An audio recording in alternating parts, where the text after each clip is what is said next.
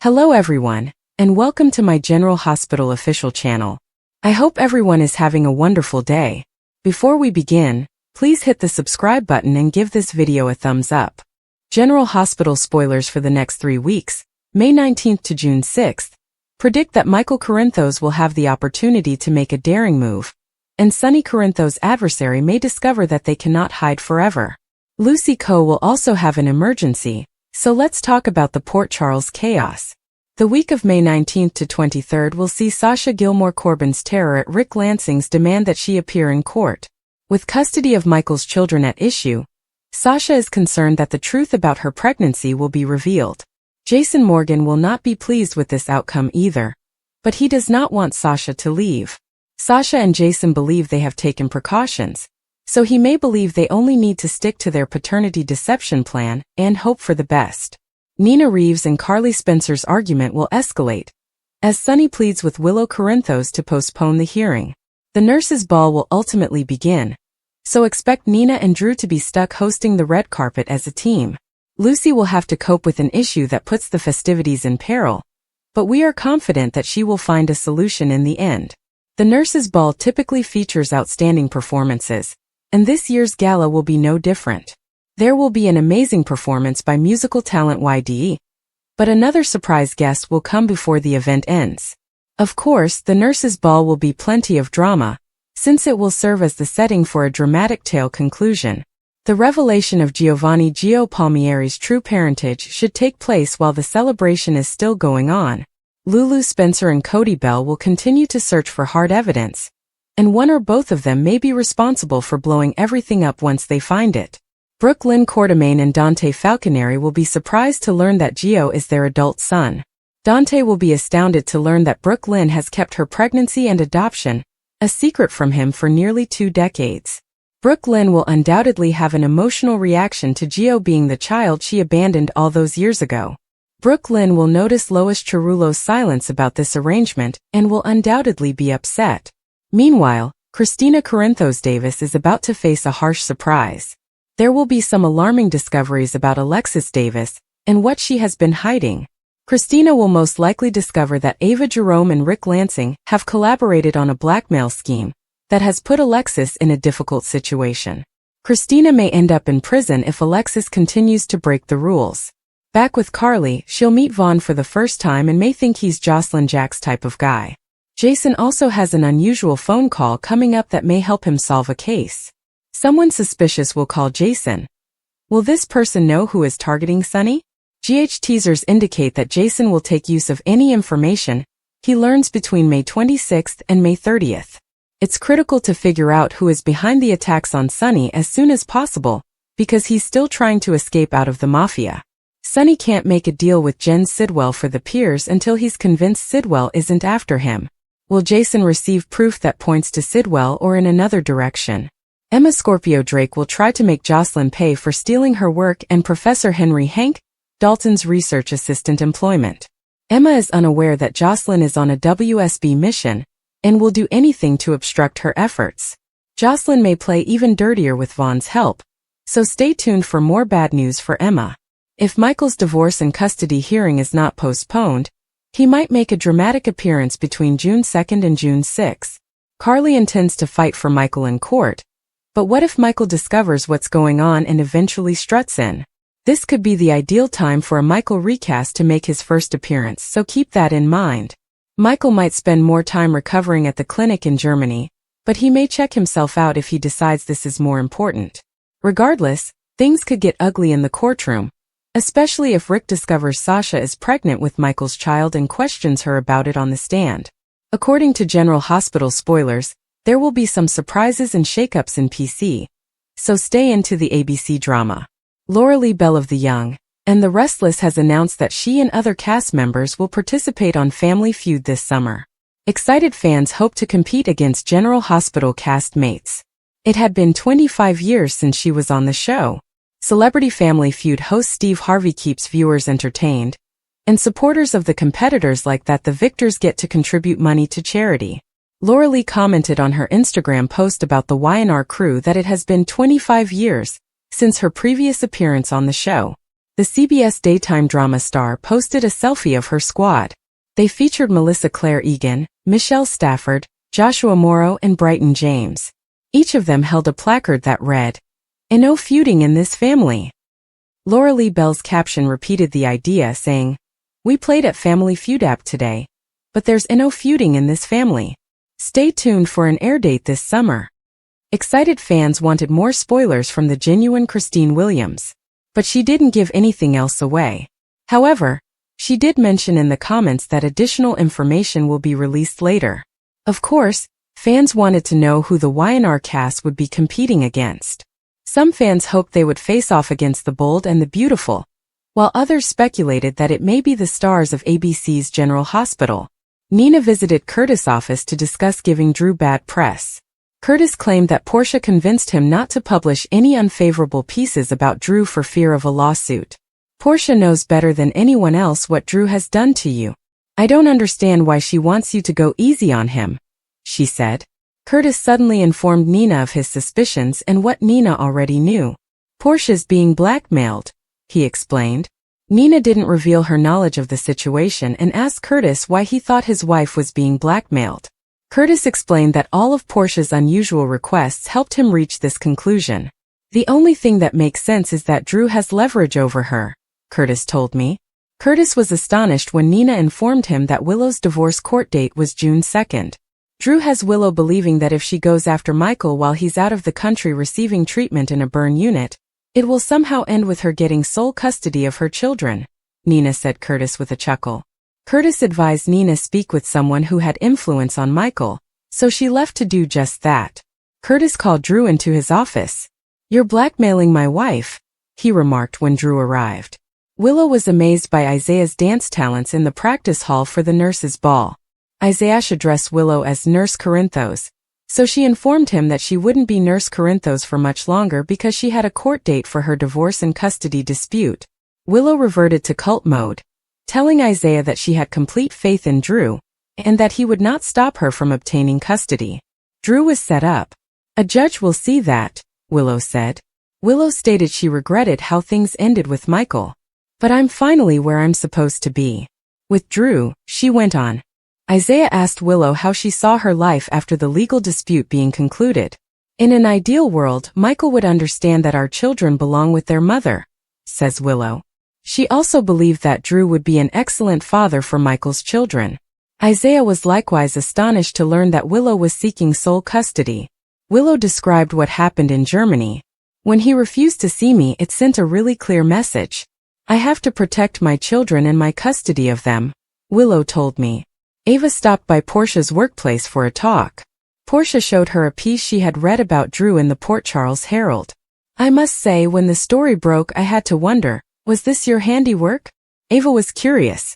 Portia pointed out that whoever attempted to take Drew down had failed. Ava didn't think people believed Drew's claim about being set up.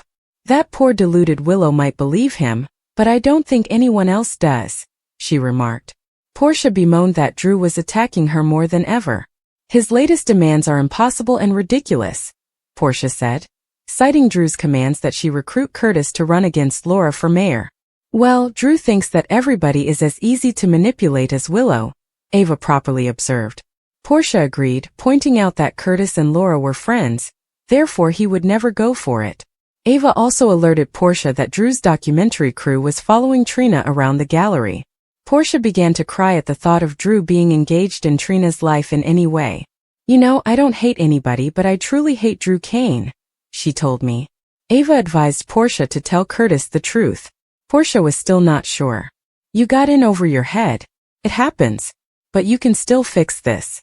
Curtis can help you get out of it," Ava remarked. But Portia was confident Curtis would never forgive her. "If Curtis finds out that I lied to him again, my marriage is over," Portia yelled as Isaiah passed by her office and overheard his boss's furious remarks. Tracy met Drew in the Q boathouse and inquired as to how he had gotten on the property. "I drove over with my new boat," Drew explained. "Of course you did. How nautical of you," Tracy told the former Navy SEAL, who is not supposed to remember his time in the service. Drew wanted to discuss their strategy to bring down Sonny. Tracy didn't like how Ezra Boyle was a piece in getting rid of Sonny puzzle. Tracy was certain they could pass the referendum without removing Laura from office. Sorry, Tracy, if you truly want Sonny gone, Mayor Collins has got to be collateral damage. Drew informed you. Tracy asked Drew if Laura was ever soft on Sonny as mayor. Drew claimed it was all about appearances. Tracy responded with the right question. I'm sorry, are there photographs of Laura doing body shots off a hooker on top of a bar somewhere that I missed? Drew insisted once more that he had been drugged, but Tracy was more concerned about Laura, whom she described as a friend. Drew didn't care since they needed to get rid of Sonny, their common enemy. Drew also reiterated his demands. He wanted the Q name restored, as well as access to the Q grounds. Tracy drew the line. She notified her wayward nephew that Monica was in charge of the Q estate. Get back on your damn barge. This is Monica's property, she said, before adding in an adorable and sarcastic tone, Alan gave it to her. Tracy rushed away but Drew stayed. Sonny returned Donna to Carly's house after her nurse's ball rehearsal. Donna informed Carly about Gio playing the violin for her. When Donna left to do her schoolwork, Carly ensured that Sonny was taking care of himself. Sonny was optimistic, so Carly decided to tear him down. Well, I hate to ruin your good mood, but since you're here, there's something I need to tell you, she added. Should I take my pills? Sonny said calmly. Carly tells Sonny that she had Diane request a court date for Michael's divorce, and they received one sooner than anticipated. Carly said that this was what Michael desired, when he could be there and stand up in person. Not now, a visibly irritated Sonny stated. Carly pledged to handle the situation herself. Well, that was a mistake, Sonny said. He asked Michael if he was aware of his court date. Carly informed him that Michael was unaware. Trust me, I've got this, Carly said. She explained that Diane planned to argue that Drew's antics at the Savoy made him a danger to Willow's children, so Diane would take Carly into emergency custody. Sonny cautioned Carly that it seemed easier said than done. Carly felt confident she could win. Those kids are going to come home with me and they're going to stay with me until their father comes home, Carly told me. Sonny was still not pleased. This was Michael's life and his family. He's not going to thank you for making decisions about his life without his permission, Sonny told him. Carly didn't care what Sonny said. Her mind was made up. Sonny warned his ex-wife that this could backfire against her. Cody sat in the coffee shop with Lulu, stunned. Wait a minute, you think that the baby Brooklyn got pregnant with that summer is Gio? He inquired. Just then Gio and Brooklyn entered. Gio heard his name but Cody stepped in for him and Lulu, telling him they were discussing the issue with Rocco. Gio apologized to Lulu for what had transpired. It's a good thing Gio got Rocco back to the boathouse. Otherwise Cody wouldn't have found him, Brooklyn said before she and Gio left to get coffee. Gio thanked Brooklyn for advocating for him. He revealed that he had been avoiding individuals at the QS, including Olivia and Dante. Brooklyn promised Gio that everything would return to normal soon. They went to Cody and Lulu's table before departing. Lulu noticed Brooklyn gushing over Gio and boasting about his impending nurse's ball performance. When they left, Lulu said to Cody, I rest my case. Cody wasn't convinced. No offense, but when it comes to Gio and Brooklyn, I think you're seeing what you want to see, Cody was saying. Lulu disagreed.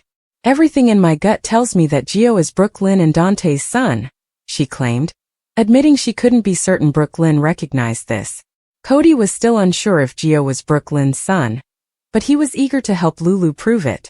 Joe's so-called mother, cousin Camilla. She's the key, Lulu said.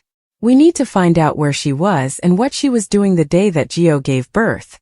When Brooklyn and Gio returned to the Q house, Gio and Rocco met in the kitchen. Gio, I want to apologize. I put you in a really bad position that night and I'm sorry, stated Rocco. Gio sought to accept some of the blame, but Rocco refused. Rocco also disliked the fact that Dante was still angry. He needs to understand that you helped get me back here. I'm really grateful to you for that. You helped me and I'm sick of you being blamed. None of this was your fault and I'm so sorry, stated the sincere man. Brooklyn told Gio after Rocco left the kitchen that she was proud of him for the way he spoke to him. Gio was still furious because Dante was mad at him. Brooklyn waved it off, claiming Dante was only concerned about Rocco. Everyone is trying to tell me that Dante was just worried about his kid, but that doesn't mean he doesn't feel the way he feels about me, because he made it perfectly clear that he has no use for me, and I'm good with that. Lois proudly watched Gio play the violin in the rehearsal hall for the nurses' ball. When Sonny arrived with Donna, the little girl was overjoyed to see Gio. She persuaded him to perform a violin version of Twinkle, Twinkle Little Star. As Gio played, Lois and Sonny caught up. Donna said, "Daddy was sick, but he's all better now." Sonny assured Lois that he was all right.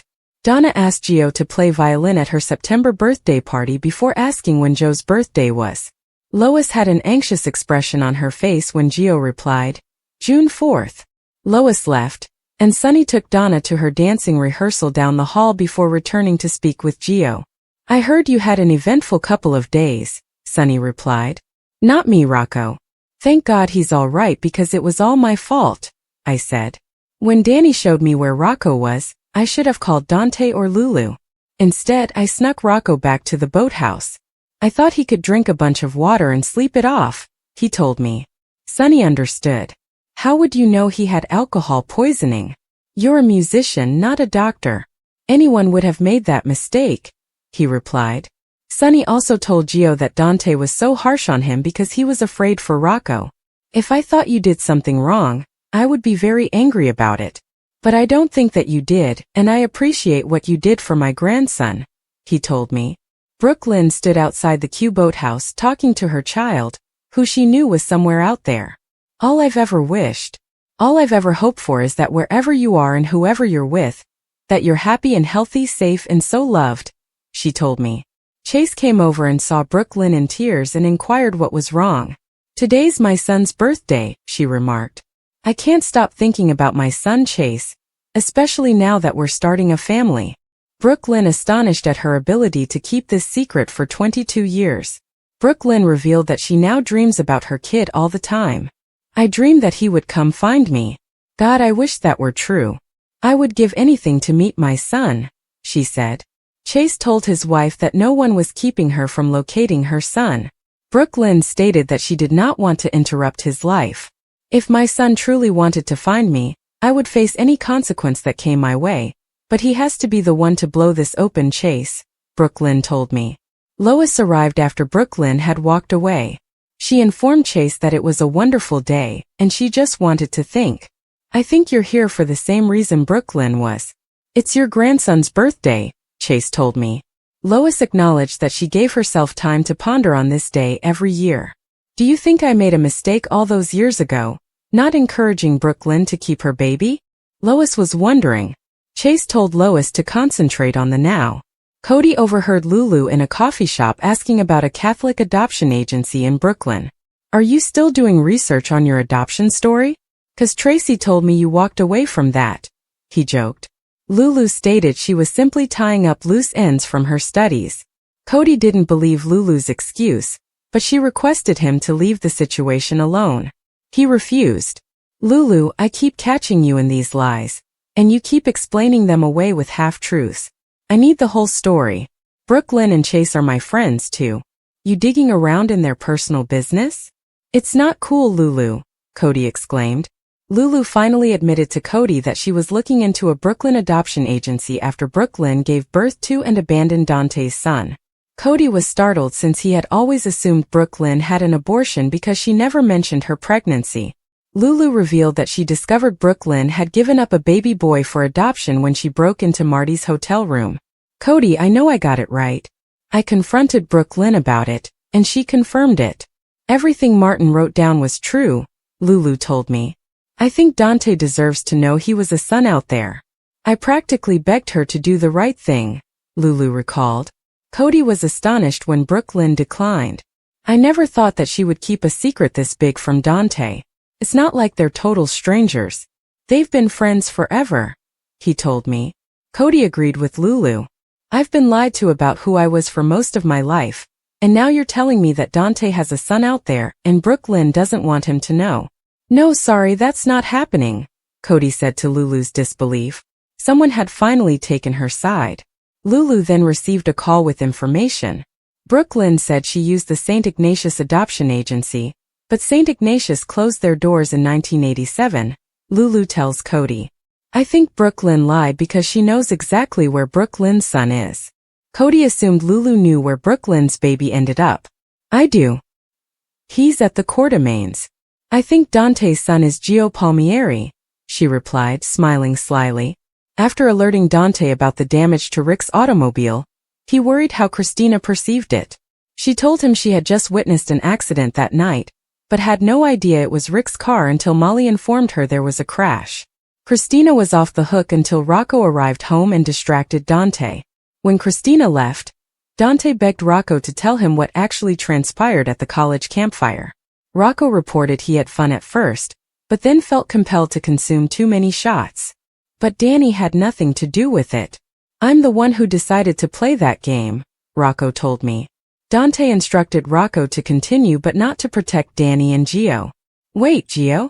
Dad, Gio didn't do anything wrong, Rocco said. I had no idea he was there, and he had no idea I was there, Rocco recalls telling Gio, who didn't want to get in jail or miss his London debate trip. Dad, please don't get mad at Gio. He's not the reason I drank too much, Rocco said him. Dante didn't mind if Gio was being a friend. The first thing he should have done when he saw you in that state was call me. Period. His getting so worried about not getting you in trouble could have gotten you killed. You almost died, Rocco. After losing Sam, I am not even going to think about losing my only child, Dante said him. Alexis was not pleased to see Rick walk into her office. Where are you off to in such a hurry? The man questioned. Alexis stated she was leaving for the evening, but Rick wanted to talk about her investment schedule. Alexis reminded Rick that this was embezzlement, and the longer she invested, the more likely they'd all be found and imprisoned. Get out now, and I'll let bygones be bygones, Alexis declared. Rick wasn't quite prepared. Even if I did accept your proposal, what makes you think Ava would? Asked the man. You leave Ava to me, Alexis responded. She then kicked Rick out, despite his desire to tell her something vital. Alexis proceeded to the storage facility that purportedly housed Rick's car. When she got the attendant to access the unit, she discovered an envelope containing her name on it. The note inside said, "Looking for something?" An angry Alexis crumpled the note and tossed it across the room. When she turned around, she discovered Lucky standing there. Lucky revealed that he thought Rick's automobile had been wrecked, but he discovered that wasn't the case, so he tracked it down. They both noticed it had been moved. Why were you looking for Rick's car? Alexis inquired. Because the brake lines were cut and that's what caused the accident, replies Lucky. Alexis was aware of the remaining details. You know who cut them, don't you? Lucky described what transpired on the night of the accident, and how he knew what Christina had done. What the heck is going on here? Why is Rick lying? Wondered Lucky. Alexis gave Lucky the message and said that Ava and Rick had left it for her. They have footage that strongly implies that she cut the brakes. And they're blackmailing me. And I have to keep paying and paying or they'll tell Molly what Christina did, which would blow up what's left of my family, Alexis told me. Lucky was perplexed when Elizabeth informed him that Rick claimed the insurance company had taken his automobile. Yes, that thing was totaled. Why do you care so much about what happened to Rick's car? She inquired. Lucky says he imagined Rick would sue anybody he could at the time. I'm just surprised he's letting an insurance company handle it, Lucky told me. When Lucas arrived with flowers, Lucky knew he was out of trouble. He left so that his friends could catch up. Lucas wanted to know what was going on between Liz and Lucky. He observed how domestic they had grown. Elizabeth liked how things were going, but she also described it as utterly terrifying. Liz told Lucas she adored Lucky and couldn't remember ever not being in love with him. Having him back has been wonderful, but she wasn't sure it would work between them.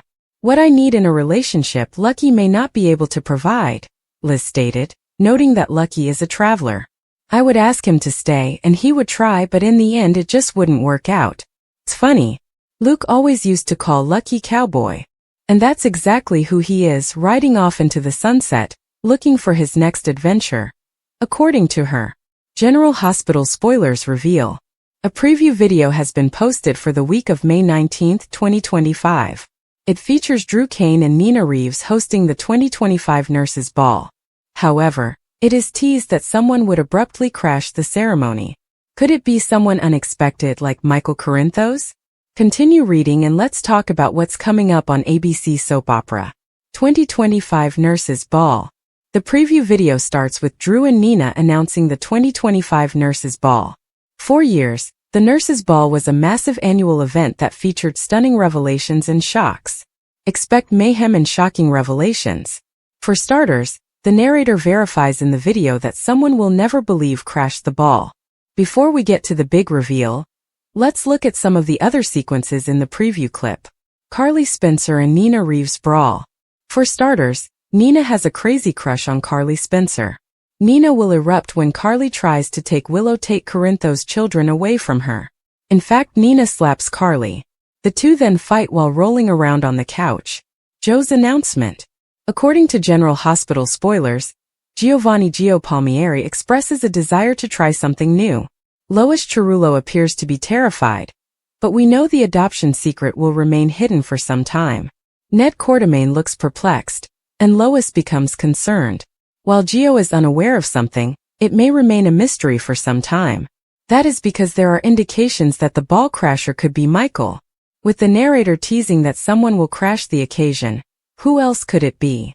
Drew Kane's fear and panic. Drew's scared expression as an announcement is a dead giveaway that Michael is the surprise nurse's ball guest. Drew and Willow appear surprised.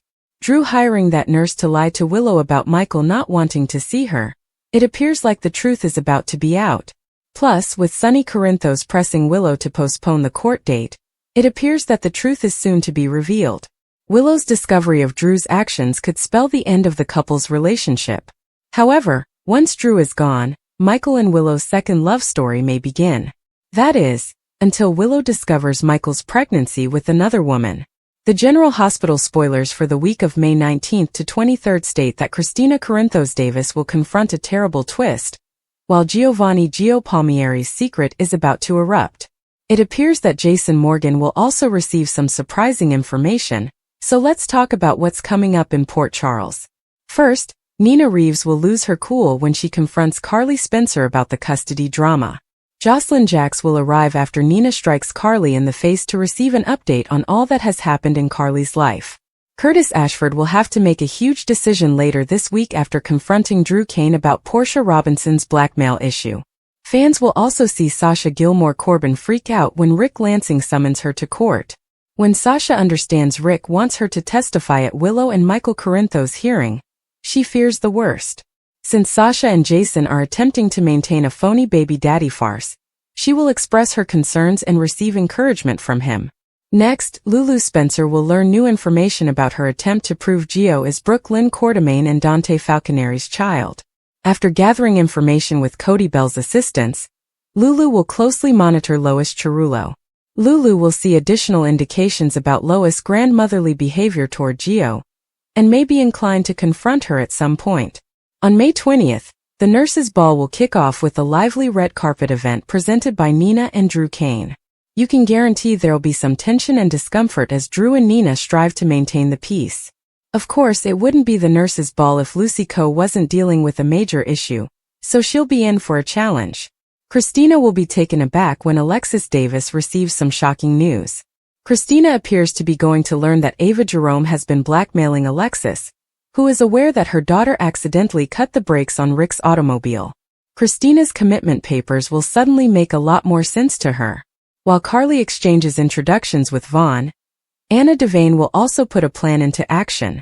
Jocelyn will undoubtedly face Carly's grilling if she is spotted having a serious talk with Vaughn somewhere private. Willow and Jocelyn will also have a Nurses Ball showdown during the occasion, so fans should pass the popcorn. Musical star YDE will perform, and there will be another surprise visitor that will undoubtedly excite GH fans later. Before the Nurses Ball ends, there will be a significant revelation that will undoubtedly affect people's lives forever. Thanks to Lulu's investigation, the truth about Gio being Dante and Brooke Lynn's son appears to be on the approach of being revealed. Trina Robinson will have reason to be concerned about Kai Taylor. Kai hopes to be discharged in time for the Nurses Ball, but if his physicians do not approve, he may check himself out. In any case, Kai will be determined to be there for Trina, but his surgery recuperation appears to be progressing too smoothly. Could a significant setback possibly be on the horizon? Finally, a mystery caller will get Jason on the phone and may provide some vital information.